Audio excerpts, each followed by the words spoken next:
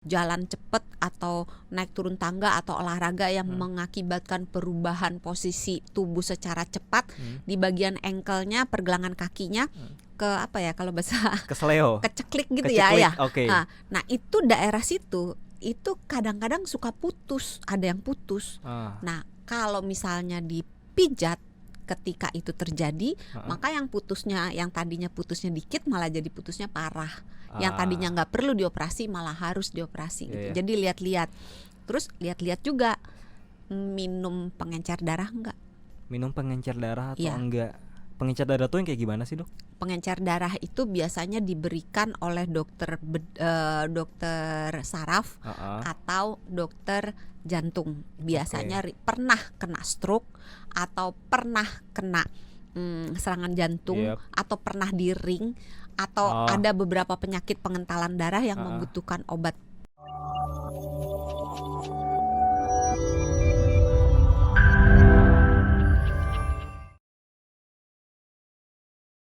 Kalau habis gajian saya pasti alokasiin untuk pijet gitu ya, untuk relaksasi supaya ya nggak tahu kenapa habis pijet kerasanya sih sugestinya badannya enak. Tapi sebenarnya Dok, pijet atau refleksi ini tuh diperbolehkan nggak sih atau dianjurkan nggak sih dalam dunia medis tuh?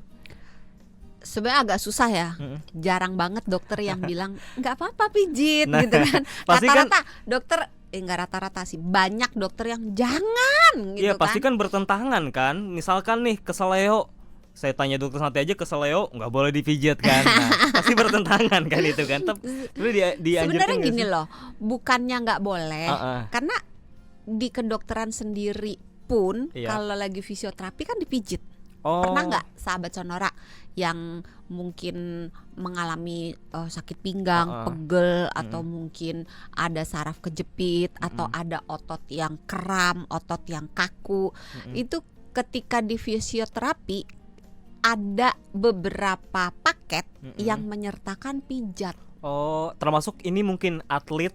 Iya, atlet juga menyertakan pijat. Gitu. Karena dengan pijat itu antara satu latihan dengan latihan lainnya itu kan biasanya ada jedanya karena pegel gitu, otot-ototnya ya biasalah kalau habis dipaksa bekerja kan otomatis ototnya itu lelah atau ada yang rusak gitu ya. Apalagi kalau recovery-nya lebih cepat. Apalagi kalau lagi turnamen kan jedanya cuma 1-2 hari habis itu tanding lagi jadi ya kan. lebih cepat dengan pijat. Gitu. Jadi di dunia medis pun juga sebenarnya ada pijat ya dalam bentuk fisioterapis. Cuman kan kita ngomonginnya dalam konteksnya pijat yang di luar sana tuh, di luar medis ya. Tapi bukan pijat plus-plus kan. Bukan ya ampun, jangan dong. Jangan ya, jangan. Kita ngomong konteksnya ke yang karena meteran kita baru 0 kan.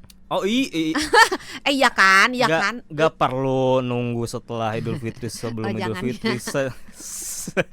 Semuanya semua waktu juga tetap jangan. Kan kita ngomongin soal pijat-pijat ya kayak relaksasi lah ya atau pijat tradisional lah. Kalau itu sebenarnya boleh nggak sih Dok dalam dunia medis tuh?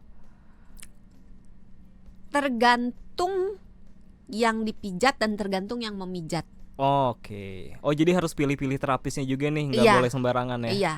Dan tergantung kenapa dipijat. Kalau misalnya orang yang dipijat itu baru jatuh, ada kemungkinan tulangnya patah atau mungkin retak ya, atau ada kemungkinan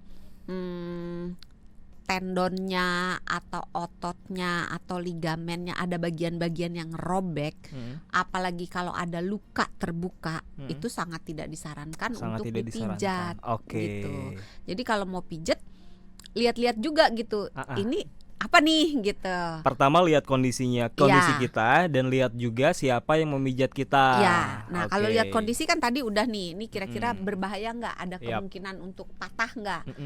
Takutnya kalau misalnya dia retak atau dia patah tapi masih satu garis, begitu dipijat makin parah. Yang tadi retak jadi patah, yang patah satu garis bisa jadi patah yang patah itu kalau satu garis tuh garis patahannya itu masih ketemu, nyambungnya gampang. Tapi kalau misalnya garis patahannya itu sudah beradu misalnya atau berjarak tidak satu garis lagi, itu benerinnya lebih susah gitu.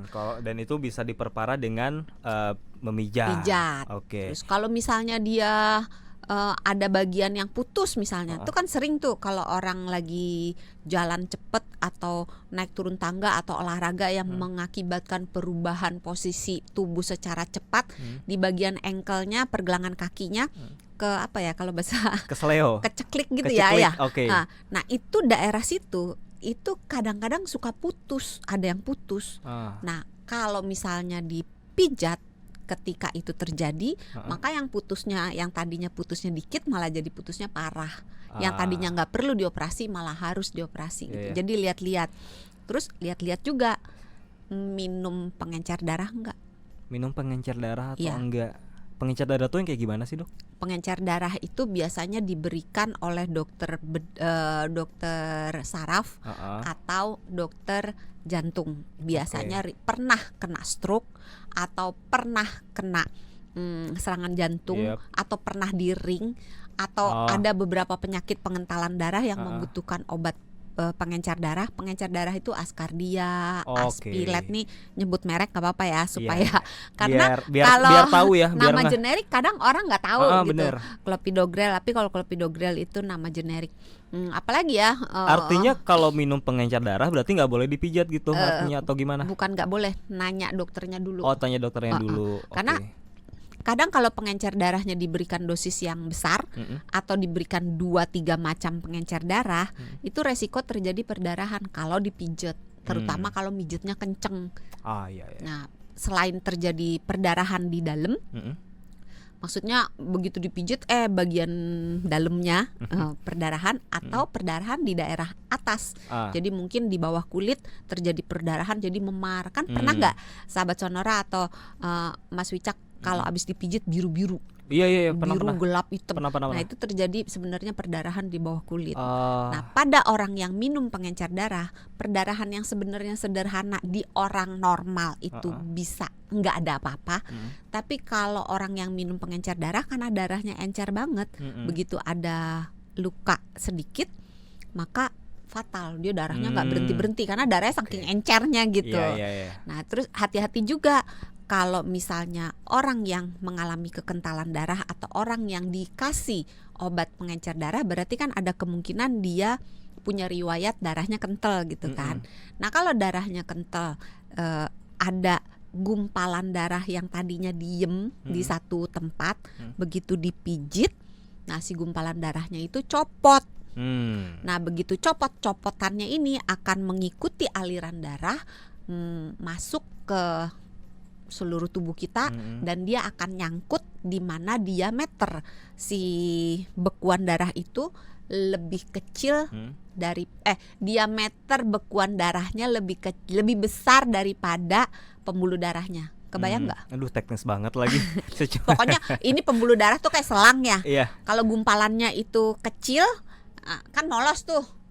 Tapi begitu gumpalannya lebih gede dari selangnya kan nyumbat. Nah ketika nyumbat tergantung dia nyumbatnya di mana. Nyumbat di daerah kepala jadi stroke. Nyumbat di daerah jantung jadi serangan jantung. Nyumbat di kakinya jadi bisa kram-kram, dingin, sakit gitu. Gimana cara kita tahu kalau kita nggak boleh dipijit, Dok? Kalau yang tadi minum pengencer darah itu kan udah ketahuan lah ya, udah terdata kalau dia punya riwayat penyakit kesehatan. Kalau yang kayak pegel-pegel ada risiko, kan tadi bisa ada risiko patah segala macam. Gimana caranya kita tahu kalau ini tuh kondisi boleh atau enggak gitu? Gimana caranya? Iya sebenarnya agak susah sih. Kalau mau cari yang bijaksana ya ke dokter dulu konsultasi, ini boleh dipijit nggak dok? Cuman kan susahnya nggak semua dokter itu membolehkan ya. Aku jujur aja nih. Pada realitinya seperti itu ya. Kita datang ke dokter menyampaikan sakitnya apa, ketika nanya boleh dipijit atau enggak pasti susah gitu kan. Jangan gitu kan. Sebaiknya sih tidak gitu ya. Iya sebaiknya sih tidak. Tapi mungkin kita bisa ambil jalan yang jalan tengah kalau seandainya keluhan-keluhan yang dirasakan itu ringan, terus kita nggak punya faktor-faktor resiko, misalnya kayak tadi ya minum obat pengencer darah atau ada penyakit-penyakit tertentu, terus kita juga nggak terlalu tua-tua amat. Kalau tua-tua amat agak serem ya. Kenapa nanya dong? Kenapa? Karena kan udah ringkih kan. Diketawain tuh Kalau Mas tua kan Ose. udah ringkih, udah lemes juga kan. Iya, karena kalau udah berumur kadang-kadang resiko untuk kena osteoporosis kan naik. Osteoporosis tuh tulangnya rapuh. Jadi kalau buat yang masih muda, yang tulangnya padat, kalau dipijat dengan tenaga yang sedang, itu tulangnya nggak apa-apa. Tapi kalau orang yang tulangnya rapuh, dipijat dikit aja bisa jadi retak atau patah. Jadi untuk anak yang kecil banget atau untuk orang yang tua banget, sebaiknya hati-hati. Oh, bayi juga ya terutama. Bayi juga karena kan kalau bayi nggak bisa protes kan. Cuma kalau bisa kita nangis.